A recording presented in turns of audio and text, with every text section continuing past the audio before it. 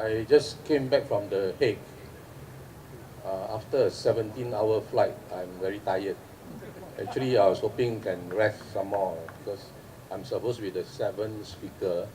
Now I've been bumped up to the 4th.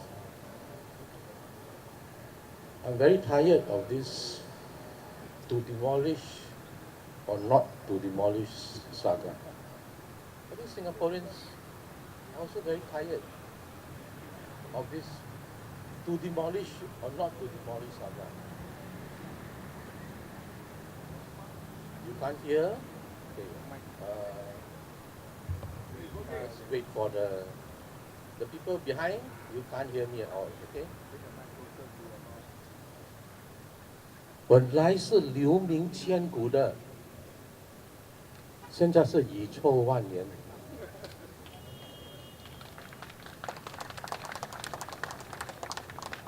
我们辛辛苦苦50年得到的名声，现在变成全世界的大笑话，很悲哀是吧？名誉扫地，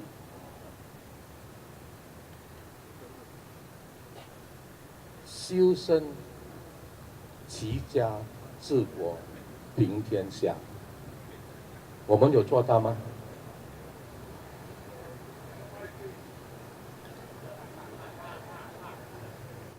？Let me try to talk a bit about the abolishing of some of the things that has been said in this to demolish or not to demolish saga.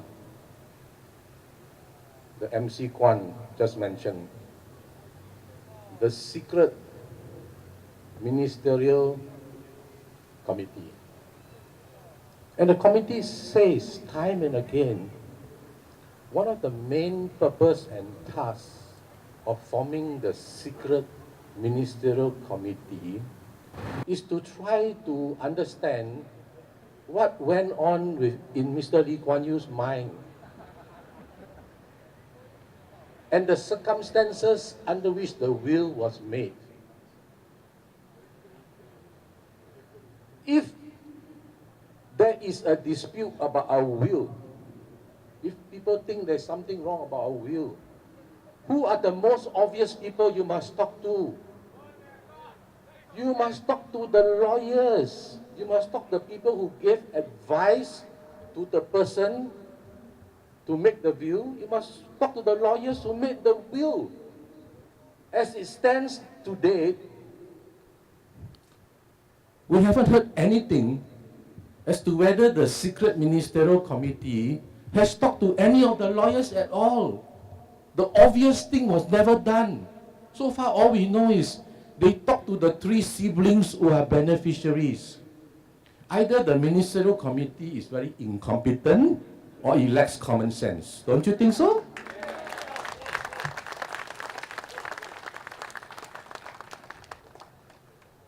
What this saga of to demolish or not to demolish has shown us is that we need to abolish our current system of government that has so many secrets.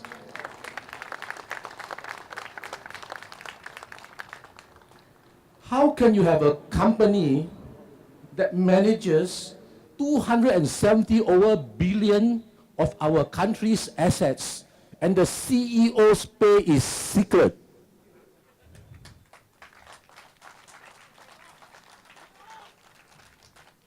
Many Singaporeans have been asking, okay, fine. You say it's quite normal to have ministerial committees. So people have been asking, can you tell us, last year how many ministerial committees did you establish? The last 5 years, how many ministerial committees do you establish? And what is the answer? Silence. People have been asking, since the secret is out, you're no longer a secret ministerial committee, can you disclose to Singaporeans what are your terms of reference, what are your minutes of your meetings? Silence. Silence is equal to secrecy. In Parliament, one of the ministers said, oh, the National Heritage Board informed me that there's this deed of gift. So I promptly informed another minister of government. And the reason I did that was because, you see, the will had not been probated yet. You see, when a will is probated, you have to deal only with the executors of the will. So the minister said, oh, since the will is not probated yet, I have to take into account the interest of the beneficiaries. And that's why I informed the other minister, because he's the beneficiary. In Malay, we call pecah lobang. Huh? Because the minister has inadvertently admitted in Parliament that he has crossed the public and private line. He has inadvertently admitted in Parliament the abuse of power. Let me explain. If the will had not been probated, how did that minister know that the other minister is the beneficiary of their estate? When you pay too much money, you get this type of minister.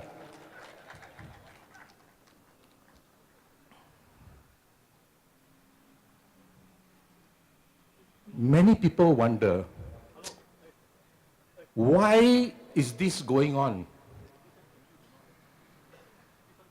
How can we end 2 days of one-sided debate in Parliament with the remarks that end by saying, oh, since all the allegations are baseless and there is no evidence, closed case. This is worse than Ownself check Ownself. This is like Ownself decide no need to check Ownself.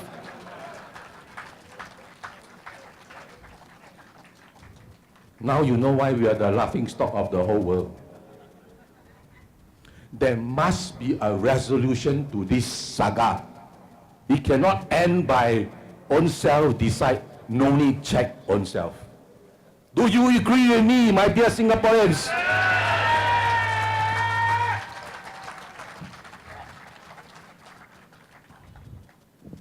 Many people crack their heads. They try to figure out, why did this happen? Because the government has said time and again, as the government, under the law, we can decide what to do with the house. We can acquire it, we can preserve it, we can conserve it, we can do it. We are empowered under the law to do it. And so the government says there's no need for us to do all this. Precisely! If there's no need for you and you are empowered to do it, why are you doing all this? Are you stupid? Let me speculate why. This pure speculation, huh? Okay? Imagine, Lee Kuan Yew has said time and again over the years, publicly in several views in Parliament to the Cabinet, he has always said, I want my house to be demolished. So, granted the government has the power to decide not to demolish the house, but imagine, any government that dares to tell Singaporeans that I decide because I have the power to go against Lee Kuan Yew's wishes and not demolish his house. What will happen when you ask to vote for the government? And that's why this is happening. My speculation. Speculation again, huh? They must find some way to convince you that, oh, Lee Kuan Yew actually changed his mind, you know. We had one minister went on Facebook. Hey, you look at clause 2 of the demolition of the house bill.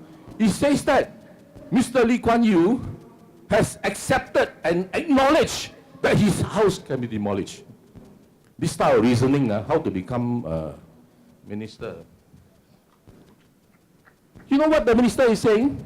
Just because there is a clause, the second part of the demolition clause, if for some reason my house cannot be demolished because of the change in the law or whatever, please ensure that no one tramples into my house. Let me give an analogy. What he's saying is like, okay, just in case my house gets burned down, so I buy an insurance policy lah. But that doesn't mean I accept and acknowledge that my house will be burned down. It's illogical. What makes it worse, it is beneath the dignity of a government to do character assassination, to make insinuations, to put rebuttals on Facebook and social media. When the government has already said, we will go to Parliament and make a statement and have a debate, why are ministers still going to social media to make such, if I may borrow the word, baseless allegations, baseless attacks on the accusers?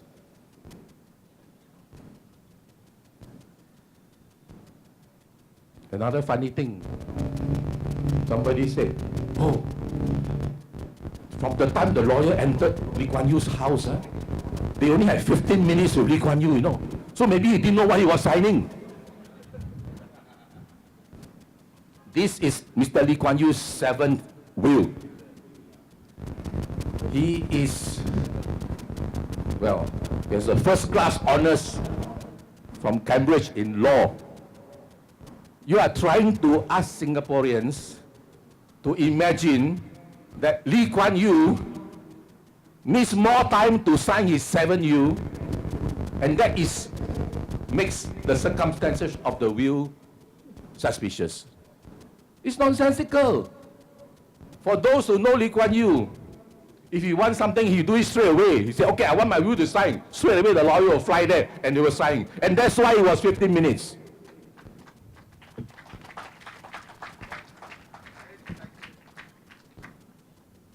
Look at the ministerial statements in Parliament. He began by saying,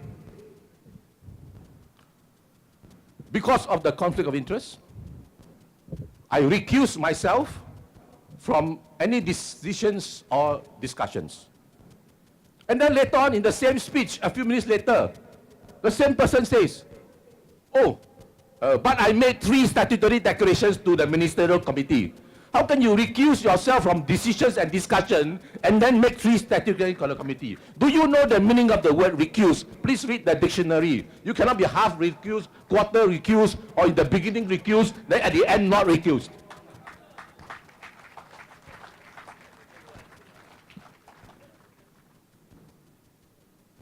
At the end of the day, we have to keep in mind the rule of law. What is the rule of law? I mentioned I just came back from The Hague after a 15th-hour flight yesterday night. I was attending the World Justice Forum at The Hague. And the World Justice Forum is about the rule of law. What is the rule of law?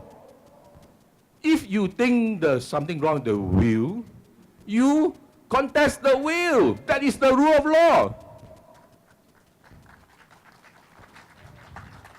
You don't say,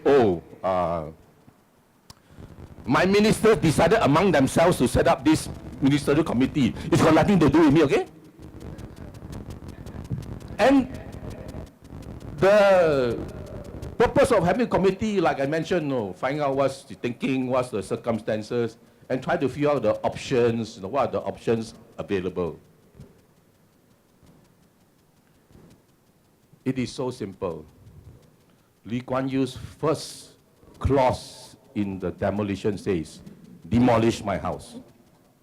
Second clause in the will says, if for some reason the law changed, you cannot demolish, please make sure nobody tramples in and out of my house. So all the options that have been floated in the air, the accusers have said, they're okay. Demolish the house, have a memorial garden. And then we hear some demolishing things from the other side that says, oh, no. Maybe we should keep the basement and build a heritage center. If you build a basement, you are still allowing the people to trample into part of his house. And that is not what Lee Kuan Yew's wish is.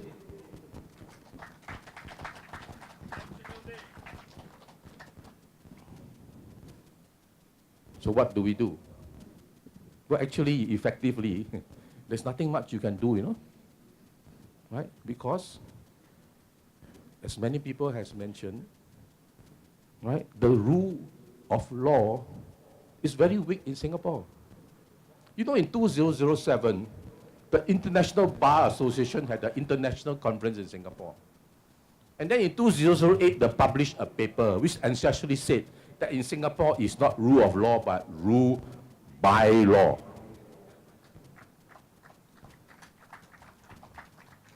You know what's the mother of the crux of the issue in this saga?